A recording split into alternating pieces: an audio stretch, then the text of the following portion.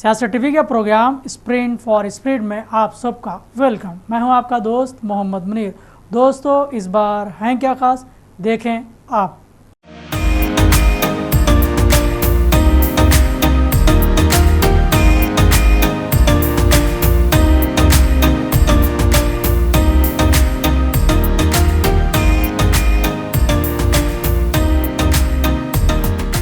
दोस्तों, आम इंसान की छोटी छोटी कोशिशें कब उसे मकबूल बना देती हैं, इसका अंदाज़ा लगाना मुश्किल है, लेकिन इनकी ये मुसलसल कोशिश एक दिन सबके लिए मिसाल बन जाती है। और मैं आपके लिए ऐसे ही लोगों की कहानियाँ हर इतवार लेकर आता हूँ। तो चलिए दोस्तों, सब मिलकर देखते हैं, एक नए जोश और जज्बे से नया देखते हैं, नया सोचते हैं और कुछ नया करने की कोशिश भी करते हैं।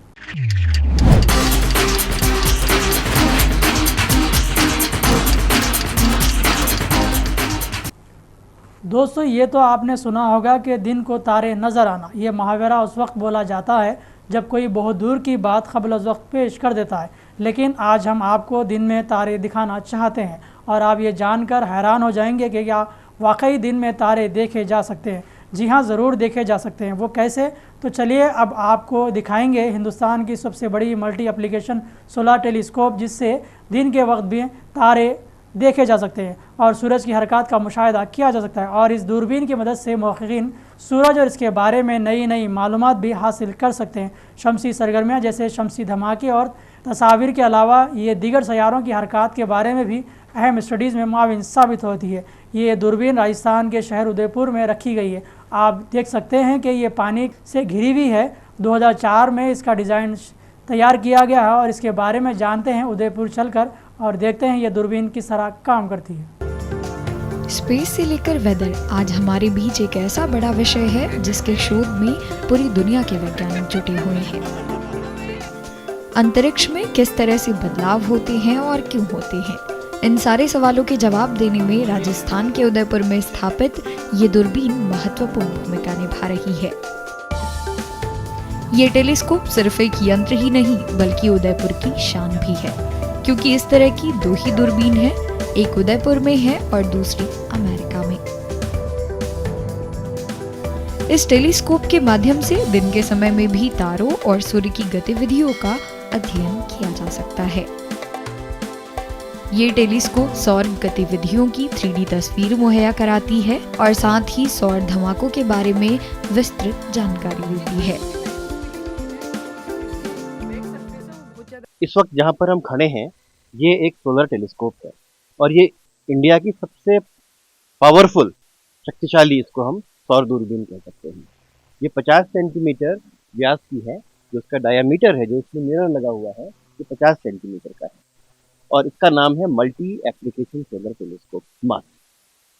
2015 में इसकी स्थापना हुई थी और 2017 से हमने इसमें साइंटिफिक ऑब्जर्वेशन लेना शुरू किया।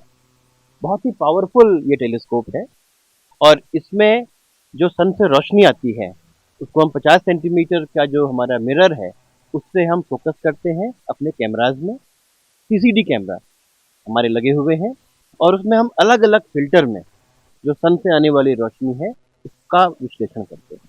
तो सन में क्या है, जैसे पृथ्वी है, पृथ्वी की सतह है, ठीक है, ऐसे ही सन की भी सरफेस है, उसको हम कहते हैं फोटोस्फीयर। उसके ऊपर जो सन का वातावरण है उसकी पहली लेयर को हम कहते हैं क्रोमोस्फीयर और उसके बाद आता है कोरोना। तो इसमें ऐसे फिल्टर्स लगे हुए हैं जो सन के फोटोस्फीयर और क्रोमोस्फीयर के हमको इमेजेस लगातार भेजते रहते हैं। बहुत हाई रेजोल्यूशन के इमेजेस हैं। उससे हमको सन स्पॉट्स के बारे में जानकारी मिलती है, सन में जो मैग्नेटिक फील्ड है उसके बारे में जानकारी मिलती है। और ये जो सन स्पॉट्स हैं हजारों किलोमीटर के होते हैं, सौर कलंक होते हैं, 3000 गॉस तक इनका चुंबकीय क्षेत्र होता है। और ये वो रीजन है सन के जहाँ बड़े बड़े विस्फोट हो रहे हैं, फ्लेयर्स हो रही हैं, सन से प्लाज्मा और मैग्नेटिक फील्ड निकल रहा है। तो इसलिए ये सन स्पॉट्स की, सन के फोटोस्फीयर की, क्रोमोस्फीयर का विश्लेषण करना, उसको ऑब्जर्व करना, उसकी साइंस को समझना बहुत जरूरी है, क्योंकि इसका असर अंतरिक्ष के मौसम पर पड़ता है। यह टेलीस्कोप उदयपुर के सौर वेधशाला में लगाई गई है। इससे आसपास के तापमान को स्थिर बनाए रखने में मदद मिलती है। हम यहाँ पे ऑब्जर्वेशन जो लेते हैं वो अलग अलग वेवलेंथ में लेते हैं। जैसे विजिबल रीजन है, जो दृश्य क्षेत्र हम बोलते हैं, 300 नैनोमीटर से 700 नैनोमीटर के बीच में यहाँ पे उसी रीजन में हम ऑब्जर्वेशन लेते हैं। तो यहाँ पे एक तो हम जी बैंड में ऑब्जर्वेशन लेते हैं 4305 एंगस्ट्रॉम में, दूसरा एक एच अल्फा में है 6563 एंगस्ट्रॉम में है, जिसमें हम इमेजिंग लेते हैं, यानी उस वेवलेंथ पे हम फोटो लेते हैं। और दूसरा जो है हम फोटोस्फेयर में आयरन लाइन में लाइन का पूरा स्केल लेते हैं, और कैल्शियम लाइन में लाइन स्केल लेते हैं, जिसमें मिली एंगस्ट्रॉम में बहुत छोटी जो वेवलेंथ है उसमें चेंज करके और कैसे हमें फीचर सन के दिखते हैं वो देखते हैं। और हम ये देखते हैं कि जो सन की अलग अलग हाइट है, जैसे फोटोस्फेयर है, क्रोमोस्फेयर है, उसमें कैसे फीचर चेंज हो रहे हैं, तो उसके लिए लाइन स्केल लेना जरूरी है। तो उसका अध्ययन करते हैं, उससे हम फिर वेलोसिटी कैसे चेंज हो रही है वो देख सकते हैं। बता दें कि यह भारत की सबसे बड़ी सोलर टेलीस्कोप है, जिसे मल्टी एप्लीकेशन टेलीस्कोप के नाम से भी जाना जाता है। दोस्तों, हादसे इंसान को कमज़ोर नहीं बल्कि हौसला बख्शते हैं। मिस टीन यूनिवर्स इंडिया का टाइटल उड़ीसा से ताल्लुक़ रखने वाली 18 साला तृष्णा रे को मिल गया है। मिस टीन देवा के फाइनल से तकरीबन 16 दिन पहले तृष्णा एक हादसे का शिकार हो गए, जिससे इनकी टांग में गहरी चोट आई। डॉक्टरों ने इन्हें घर पर रहने का मशवरा दिया, लेकिन उन्होंने मुकाबले की तैयारी को तर्क करने से इनकार कर दिया। वो सख्त मेहनत पर यकीन रखती हैं, यही वजह है कि वो गिरने के बाद भी साबित कदमी रही है। वो इसका सहरा अपने वालिदैन को देती है, जिन्हें वो अपनी रीढ़ की हड्डी और दिल मानती है। इनके माँ बाप इस मुश्किल सफ़र में इंतहाई माविन रहे हैं।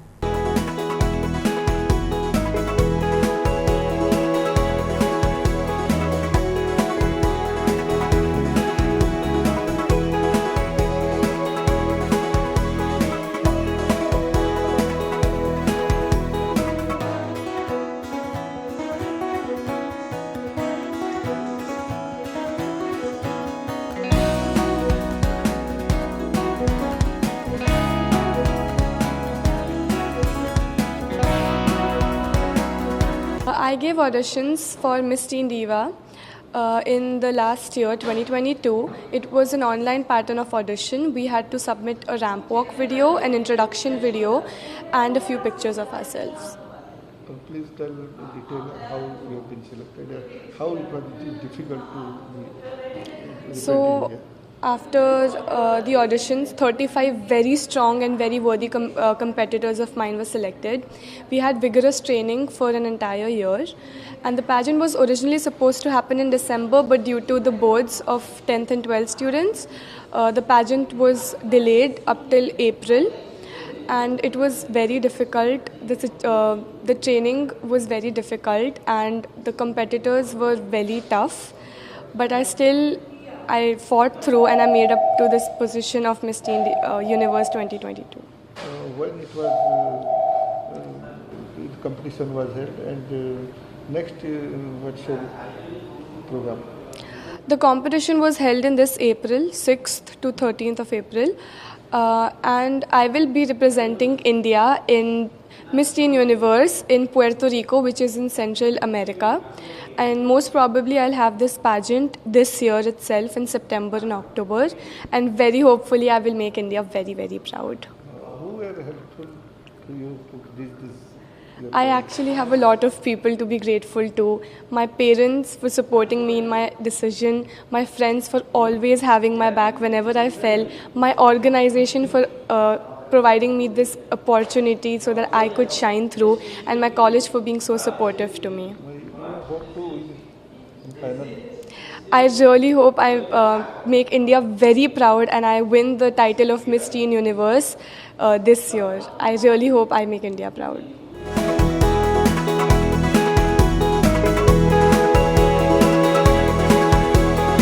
फेमिना मिस इंडिया त्रिपुरा 2023 की फातेह नबिता भट्टाचार्य ने हासिल किया है। वो इस मौके पर कहती हैं कि लड़कियों को इनके ख्वाबों को पूरा करने के लिए हौसला अफजाई करनी चाहिए।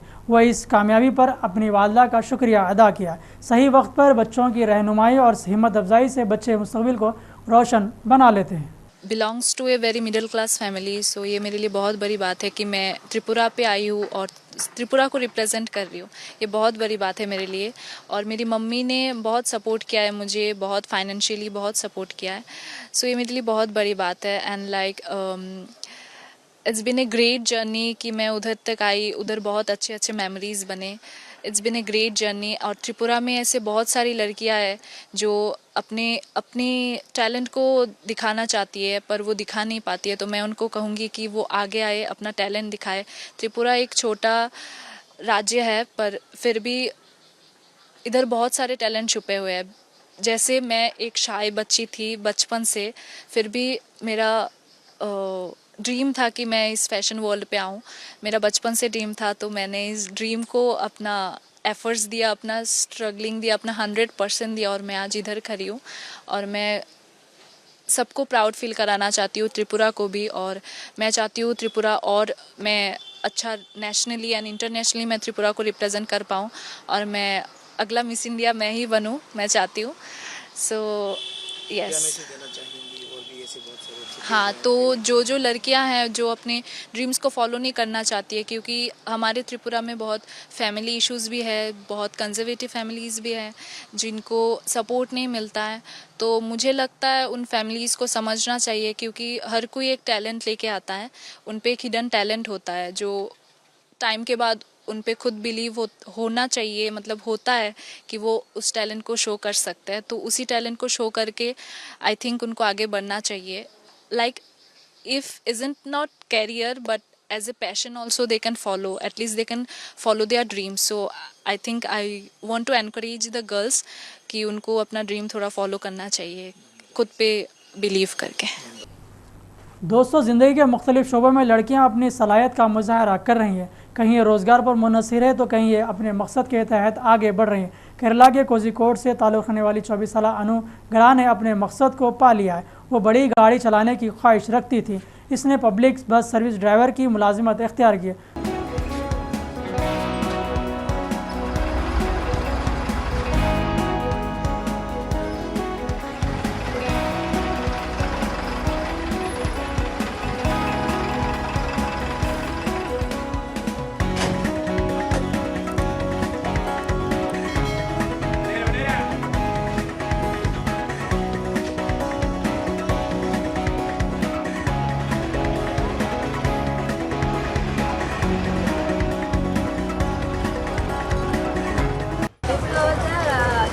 Supporting and my co-workers are also very supporting. They have monitored me very well and I enjoy it. The people around me appreciate my work and they congratulate me. That's so happy for me. What do you feel when you go with such a huge vehicle? Vehicle, I think I love driving. That's never means huge or small. I like driving. Do you like to shift to any other job? Yeah, I'm teaching graduate, so I want to do my career in logistics. So I switched to my career in logistics field. This is my passion. That's my career.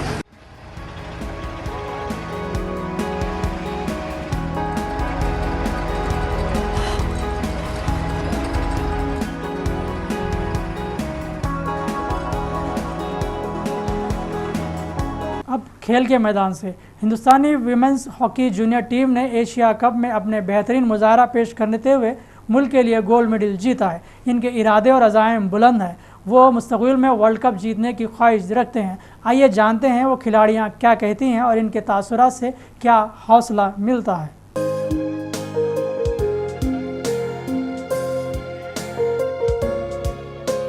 Bharat की इन बेटियों ने एक बार फिर देश को गौरवान्वित करने का काम किया है। ये वही खिलाड़ी हैं जिन्होंने दूसरे देश में जाकर अपने देश का परचम लहराया और लगातार 4 बार की विजेता रही साउथ कोरिया की हॉकी टीम को हरा दिया। जी हाँ, जूनियर हॉकी एशिया कप में भारत की बेटियों ने इतिहास रच दिया। बता दें कि महिला जूनियर एशिया कप 2023 के फाइनल मैच में भारतीय महिला हॉकी टीम ने रिपब्लिक ऑफ कोरिया के खिलाफ 2-1 से जीत दर्ज करते हुए ऐतिहासिक खिताब अपने नाम किया। यह मैच जापान के काकामीगाहारा में खेला गया। जब भारतीय महिला हॉकी टीम की ये सभी खिलाड़ी अपने देश वापस लौटी तो उनका एयरपोर्ट पर कुछ इस तरह से स्वागत किया गया। तो आइए जानते हैं क्या कहना है इन खिलाड़ियों का अपनी जीत और गत भविष्य में अपनी योजनाओं को लेकर। हम अभी वर्ल्ड कप के लिए क्वालिफाई किया है, तो हम अभी अपने वर्ल्ड कप की प्रिपरेशन के लिए फोकस कर रहे हैं ताकि हम वहाँ भी मेडल लाएं और मेडल टैली में आए फॉर द वर्ल्ड कप। हमें बहुत खुशी हो रहा है कि हम एशिया कप में फर्स्ट आए और हमारा क्वालिफाई हो गया है वर्ल्ड कप के लिए, तो वहाँ भी हम अच्छे प्रदर्शन करेंगे और जीत के ही आएंगे। ये जो दिख रहा है ये मेरी टीम की मेहनत है और आज जो एशिया कप में हमारा मेडल आया है इससे ये पता चलता है कि लड़कियां किसी से कम नहीं है और अब हम आगे तैयारी करेंगे वर्ल्ड कप की ताकि हम वर्ल्ड कप में भी मेडल लेके आए। हम लोग अभी मेडल लेके आए, हम बहुत खुशी है क्योंकि कभी जूनियर टीम में गोल्ड मेडल किसी ने नहीं लाया था। ये फर्स्ट टाइम है कि एशिया कप में हम लोग ने गोल्ड मेडल लेके आया है, तो ये बहुत बड़ी बात है और हमारे लिए भी बहुत खुशी की बात है कि हम लोग ने जो मेहनत की थी वो रंग लाई है और हम लोग ने इंडिया का नाम तिरंगा फिर से ऊपर लाया है। इसके लिए बहुत बहुत हम खुशी है। मेरा ये फर्स्ट टूर था और फर्स्ट टूर्नामेंट भी था और फर्स्ट टूर में एशिया कप में गई थी और आज मुझे अच्छा लगा कि हम लोग गोल्ड मेडल लेके आए हैं और हमने इसके लिए बहुत मेहनत किए थे और हम मेडल लेके आए, हमको बहुत खुशी हो। हम लोग अभी जीत के आए, हम लोग को बहुत खुशी मिल रहा है और अभी हम वर्ल्ड कप के लिए क्वालिफाई किए तो उसके लिए हम फोकस करेंगे।